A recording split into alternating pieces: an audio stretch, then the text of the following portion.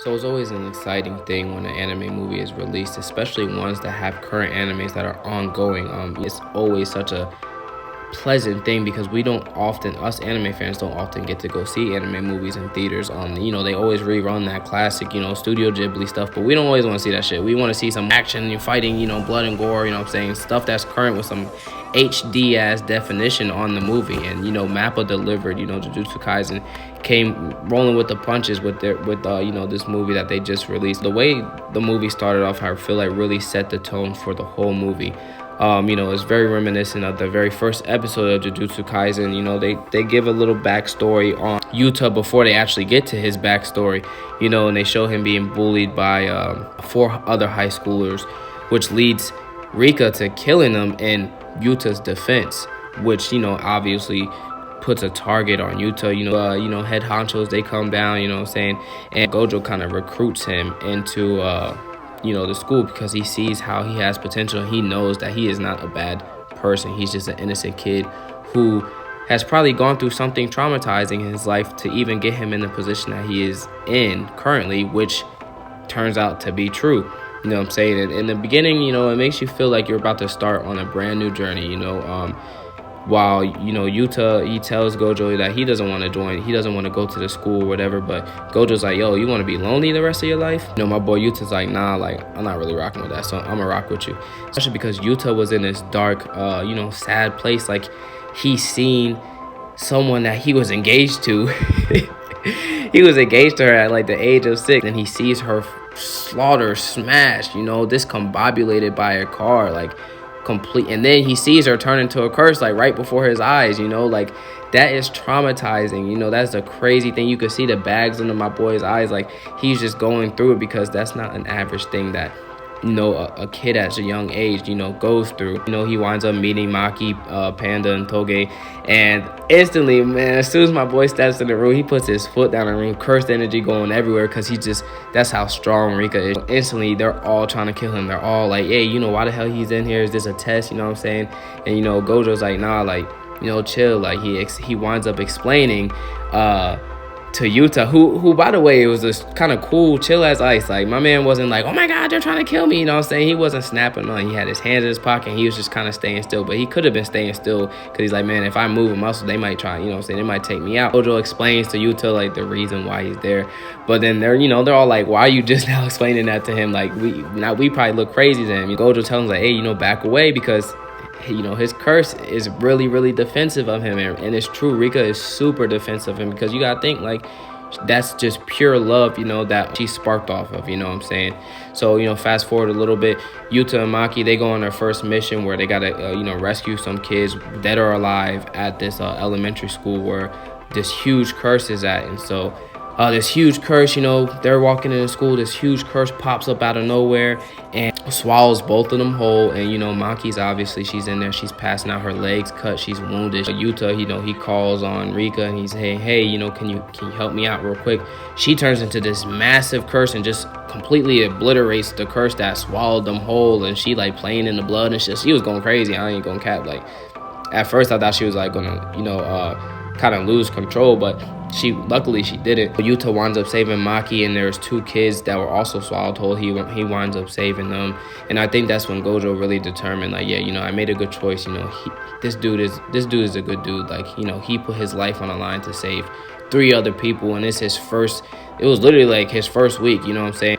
Definitely started helping him earn respect around the Jujutsu High. Yuta and Maki, they're getting in some training and stuff like that, and Panda asked Yuta, like, if he like them big Johns or he like the small Johns. What I'm saying? My boy Yuta, he said he rocked with them FMT, all shy and stuff, but he rocked with them FMT like most of us do. Without any kind of hesitation, they head right into their second mission. So Yuta and Toge, they got a second mission, and the mission is supposed to be easy, but this is when stuff starts getting a little complicated. Yuta thinks he gets the job done. He clears all these little, Finding Nemo fish type curses, what I'm saying? But they're still, the veil is still down, so they're kind of like, what's going on? And then boom, this, higher graded pops up.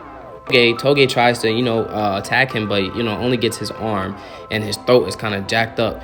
And so he tries to go again, Yuta winds up pulling him to safety because he was kind of injured, so he pulls him to safety. Toge was about to be like, hey, it's okay, I got it, like, you just stay here and be safe. He says all that without actually saying it. But my boy Yuta, he manned up, and it's kind of crazy because it's like his skill just increased out of nowhere. So obviously there's a bunch of training going on that we just didn't see, but he, started bossing up, and, he just was able to implement his cursed energy into his katana, which was crazy because he was just introduced to, doing that, back when he was training with Maki, and Gojo kind of gave him a little introduction on how he should do that because it would help him. And so, they both got the job done. And let me just say, my boy Toge, he is so smooth with that yell. It's kind of sad that he can only use it, it's very, very limited, but boy, that is so clean, man.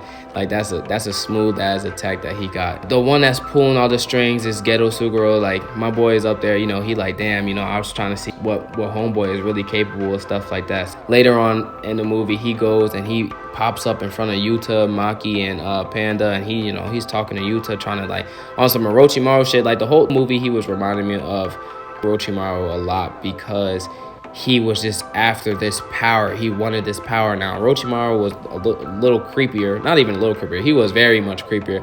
He wanted Sasuke's whole body, but, Geto just wanted this power, cursed energy that only Yuta had. It was kind of unmatched, so he wanted that for himself. He's kind of like Frieza, too, because he was calling all the humans monkeys and stuff, and that really caught me off guard because I did not see that coming, But yeah, so my boy Geto, I can't even lie, man. He's the MVP of the movie for me because he was rocking. My boy was fighting so playfully, like it was like he was having fun fighting the whole time. Like all his fights were just amazing to watch. Like, they animated that perfectly. Like, Mappa did an outstanding job. But so, he kind of, Gojo and, the principal and all the, head honcho, they pop up and they're like, yo, like, what are you doing here? So my man Geto kind of declares war, and he's like, on this said date, this is gonna happen, this is gonna happen, this is gonna happen, which obviously was a big plot just so he can get Yuta alone, so he can wind up taking that cursed energy away from him and using it for himself. They send out all their little squadrons and stuff to certain areas, evacuating people and stuff like that. Meanwhile, Yuta and Maki are left back at the school. And a veil comes over to school, and boom, who do you think it is? Geto. My boy pops up, and he's like, yeah, And Maki pops up, about to fight, like, yo, what are you doing here? Like, she should have just kept her ass hidden because he literally left her laying there in a pile of blood. Like, you're not ready to fight this dude. Like, you just know you're not. Like, why did you even do that? You know what I'm saying? So then Gojo is already hip to what the hell's going on. So he sends back Panda and Toge. Boy, my boy Panda... My boy was throwing them things, but my boy was going crazy, like, no cap. Like, he was really going toe-to-toe with him at first. Like, they was really mixing, like, on some taijutsu shit. Like, they was really scrapping. But obviously, that was kind of like child's play to Geto, because that boy is just, he is really just a dirty boy. Like, it was really child's play. But then they did this little combo move where my boy Toge said, what he say? He's like, plummet or some shit. Boy, what? He said that nigga about 2,000 meters in the ground, boy. He said that boy 2,000 meters. So this dude, Miguel, who got this little chef hat on, he looking like, Chef Pierre and stuff. He over there, he fighting Gojo, and Gojo is just slapping this dude, going crazy with him, on some crazy shit. I'm sitting there like, yo, but it's expected of Gojo, you know what I'm saying? Like, because we've seen him fight before. We know that he's capable of some crazy stuff, and we haven't even seen his full potential, you know what I'm saying? So it didn't come off as much as a surprise that he was handling a scrub the way he was supposed to be handling a scrub, you know what I'm saying? And then, that's when Yuta snaps. Yuta comes out, he sees, everyone's laying down, they all bodied up, bruised up and stuff. He like, yo, like, what's going on? Boom, he snaps. He start going crazy. I'm talking about he and, he and Nine-Tailed Fox, you know what I'm saying? He done sprouted his, seventh tail and shit. He going nuts. Gojo says, like, his theory about love. He says, like, there is no curse more twisted than love. That winds up being Yuta's strongest weapon, you know what I'm saying, in the fight. He goes back to Rika and he's like, hey, let me use your power just one last time, and basically sacrificing himself so Rika can achieve, like, her top full power, you know what I'm saying, so he can actually destroy this dude. So once he does that, it kind of reminds me, when he did that, it kind of reminded me of God earns the power of love, you know what I'm saying?